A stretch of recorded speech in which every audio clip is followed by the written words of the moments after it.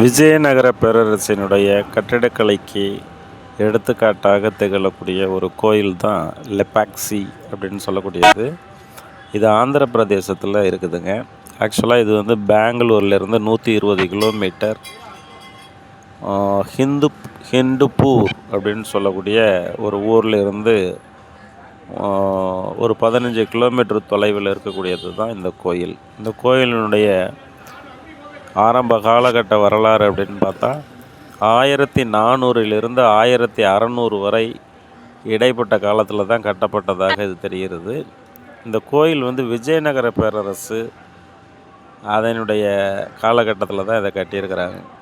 இந்த கோயில் பார்ப்பதற்கு மிகவும் அழகான தோற்றத்துடனும் தற்பொழுது அது எந்த அளவுக்கு சிதிலமடைந்து இருக்கிறதோ அதே அளவில் தான் இன்றைக்கி இருக்குதுங்க. நிறைய ஒரு மாடிஃபிகேஷன்லாம் ஒன்றும் இல்லை. அந்த பழமை மாறாமல் அந்த கோயில் அப்படியே இருக்குது. இந்த கோயிலில் ஒரு சிறப்பு அம்சம் என்னன்னு பார்த்தீங்கன்னா, வீரபத்ர சுவாமி, பெருமாள், சிவன், அப்புறம் வந்து பார்த்திங்கன்னா ஒரே கல்லிலேயே செதுக்கப்பட்ட விநாயகர் சிலை மற்றும் நாகலிங்கம், அதாவது 7 தலைகளை கொண்ட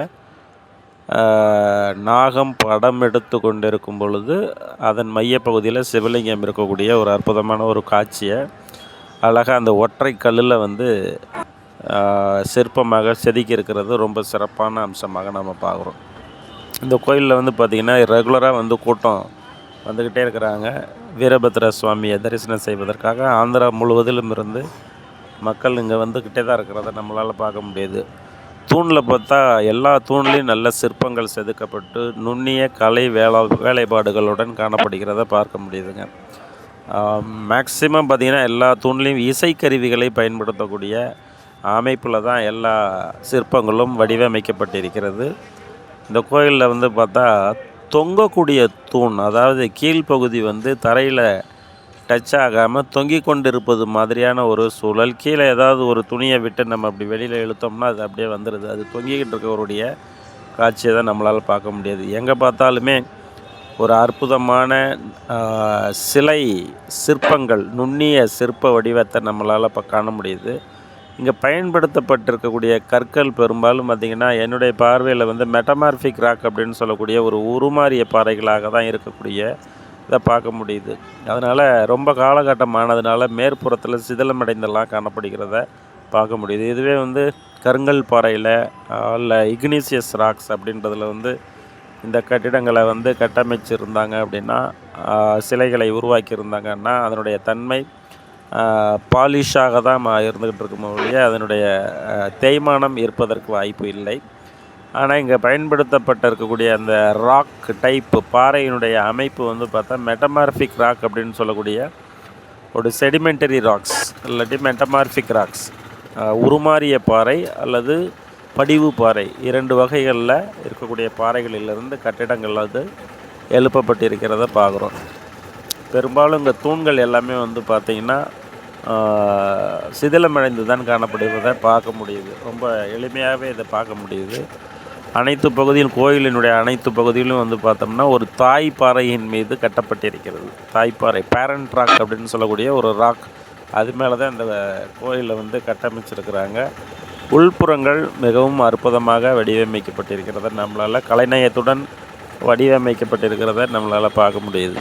இதற்கு மேலே வந்து பார்த்திங்கன்னா சுவரினுடைய மேற்கூரை பகுதிகளில் அதிகபட்சமான ஓவியங்கள், அந்த காலத்தில் வரையப்பட்ட ஓவியங்கள் இன்னமும் சிதிலமடையாமல், அதாவது அதனுடைய தன்மை மாறாமல் அப்படியே இருப்பதை பார்க்க முடிகிறது.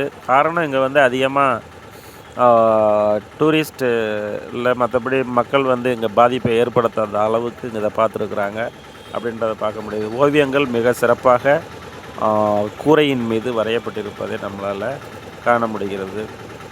பெரும்பாலும் எல்லா இடங்களிலும் பார்த்திங்கன்னா தூண்களில் இருக்கக்கூடிய சிற்பங்கள், யானைகள், குதிரைகள், ராமாயணத்தை பிரதிபலிக்கக்கூடிய அமைப்பில் இருக்கக்கூடிய உருவங்கள் அதிகமாக இங்கே காண முடிகிறது.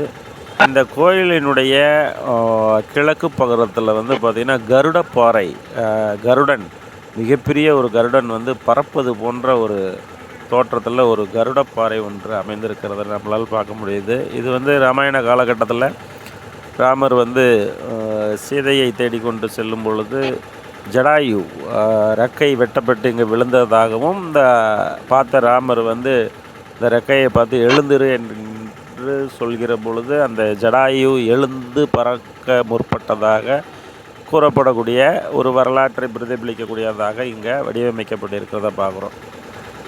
ரெண்டாவது வந்து பார்த்திங்கன்னா இந்த தூண்களில் எல்லாமே ரொம்ப நுண்ணியமான நுணுக்கமான வேலைப்பாடுகளுடன் கூடிய சிற்பங்களை நம்மளால் பார்க்க முடியும்.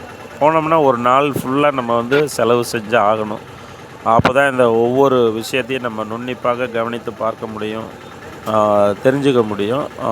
கல்வெட்டு அப்படின்றது ரொம்ப குறைவாக இருக்கிறது. சிற்ப வேலைப்பாடுகளோடும் கூடிய கோவிலாக தான் இது காணப்படுகிறது. கல்வெட்டுகள் என்பது மிக குறைவாக காணப்படுகிறது. இதை வந்து இந்திய தொல்லியல் துறை, இந்தியன் ஆர்கியாலஜிக்கல் டிபார்ட்மெண்ட்டு பராமரிச்சுக்கிட்டு வராங்க. கோயில் மிக தூய்மையாக பராமரிக்கப்பட்டு வந்து கொண்டிருக்கிறது அப்படின்றத பார்க்க முடியுதுங்க. உள் பிரகாரங்கள்லாம் மிக தூய்மையாக இருக்கிறது. மிகவும் அற்புதமான ஒரு கலைநயத்தோடு காணப்படுகிறத நம்மளால் பார்க்க முடியுது. மிகப்பெரிய கோபுர வடிவமைப்புகள்லாம் இல்லை. அந்த முழு கோபுரத்தில் வந்து பாதி கோபுரத்திலிருந்து எழுப்புனது மாதிரியான கோபுர அமைப்பை தான் கொண்டு இந்த கோயிலானது காணப்படுகிறது. லெப்பாக்சி கோயில் மிக அற்புதமான ஒரு கோயில், அனைவரும் பார்க்கப்பட வேண்டிய ஒரு கோயில். இது தன்னுடைய பழைய தன்மையிலிருந்து மாறாமல் அதே நிலையிலேயே இன்றளவும் காட்சிப்படுத்தப்படுகிறது.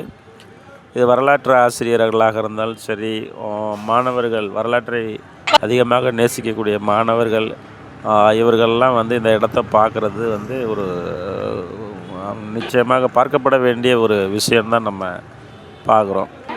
ஆய்வாளர்கள் இதெல்லாம் கொஞ்சம் நிறைய எடுத்து இதை ஆய்வெல்லாம் பண்ணலாங்க. ஏன்னா இங்கே பெரும்பாலும் வந்து பேரண்ட் ராக்கிலிருந்தே கட்டமைச்சு கொண்டு வந்திருக்கிறது தான் நம்ம பார்க்க முடியுது. இந்த பகுதிகள் பெரும்பாலும் பாறை நிறைந்த பகுதிகளாக தான் காட்சியளிக்கிறது.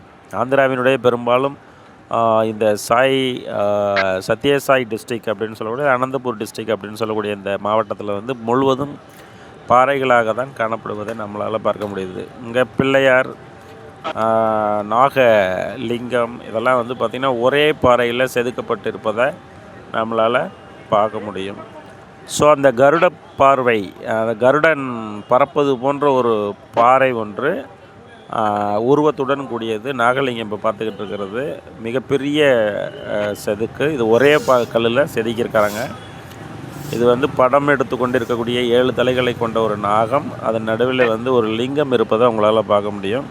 இதன் அருகிலேயே உங்களுக்கு பிள்ளையார், அதே கல்லிலே பிள்ளையாரையும் செதுக்கியிருக்கிறாங்க. ரொம்ப அழகாகவும் நேர்த்தியாகவும் மிக சிறப்பாக காணப்படக்கூடிய ஒரு ஒற்றை கல்லே செதுக்கக்கூடிய ஒரு விஷயத்தை நம்ம இதை பார்த்தோன்னே எனக்கு ஒரு சின்ன ஒரு ஞாபகம் வந்துச்சு.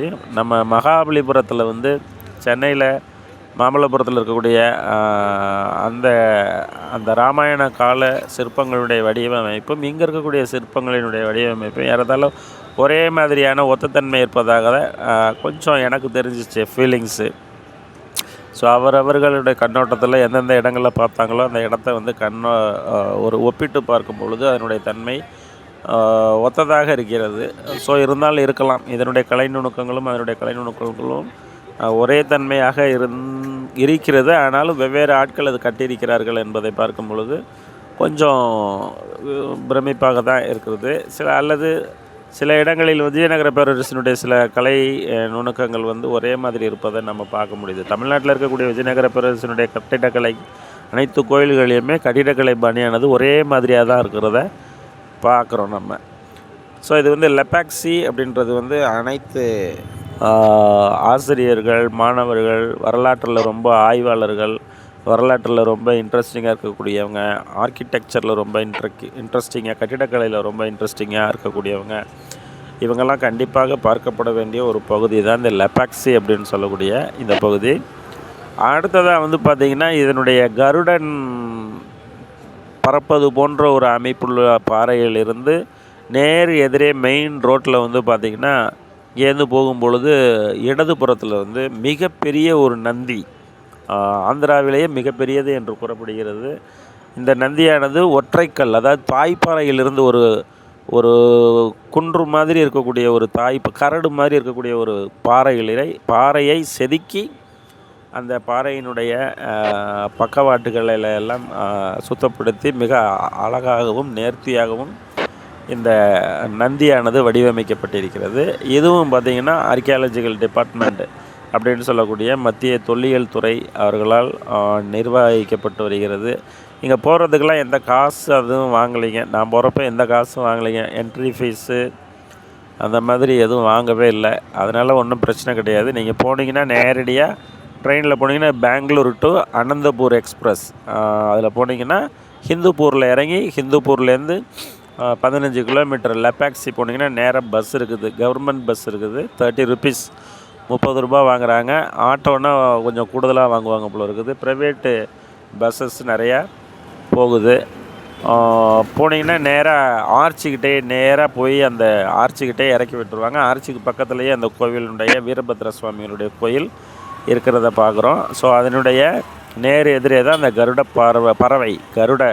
பறவை பறப்பது போன்ற ஒரு பாறை செதுக்கப்பட்டிருக்கும் மலையின் கரட்டின் மேல் பகுதியில். அதற்கு எதிர்த்த மாதிரி தான் நந்தி சிலையானது மிகப்பெரிய அளவில் செதுக்கப்பட்டிருக்கிறத நம்ம காண முடியும். ஸோ நந்தி அப்படின்றத அந்த ரோட்டு ஓரத்துலேயே இருக்குதுங்க. ரோட்டு ஓரத்துலேயே மெயின் ரோட்டு ஓரத்துலேயே அது பார்க்குறப்போ பஸ்ஸில் போகிறப்போ பார்க்குறப்பே தெரியும். மிக அழகான நந்தி அது. இது பார்க்க வேண்டிய ஒன்று. எல்லோரும் தயவு செஞ்சு போய் இதை பாருங்கள். ரொம்ப தூரம் இருக்குது அப்படின்றத காட்டிலும் இது நல்ல ஒரு லீவு நாளில் எல்லாம் போய் பார்க்கலாம். இந்த நந்தியினுடைய அமைப்பே ரொம்ப பிரமிப்பாக இருக்குது. ரொம்ப அழகாகவும் நேர்த்தியாகவும் ஓப்பன் பிளேசஸில் இருக்குது. இது பார்க்குறதுக்கு மிக அழகாக அமர்ந்திருக்கக்கூடிய காட்சியை நம்ம பார்க்குறோம். நல்லா இருக்குது. ரொம்ப மிக அருமையான ஒரு கட்டமைப்பை கொண்டதாகவும் ரொம்ப அகலமாகவும் ரொம்ப அருமையாகவும் காணப்படக்கூடியதை நாம் பார்க்குறோம். வரலாற்று ஆசிரியர்கள் அல்லது மாணவர்கள் இவர்களெல்லாம் இந்த இடத்த கண்டிப்பாக பார்க்க வேண்டும் என்பது தான் நம்மளுடைய எண்ணம். அதனால தான் இந்த பதிவு போடப்படுகிறது. தயவு செஞ்சு ஆர்வம் உள்ளவர்கள் நீங்கள் பாருங்கள். உங்களுடைய ஒப்பீனியனை சொல்லுங்கள். மிக்க நன்றி.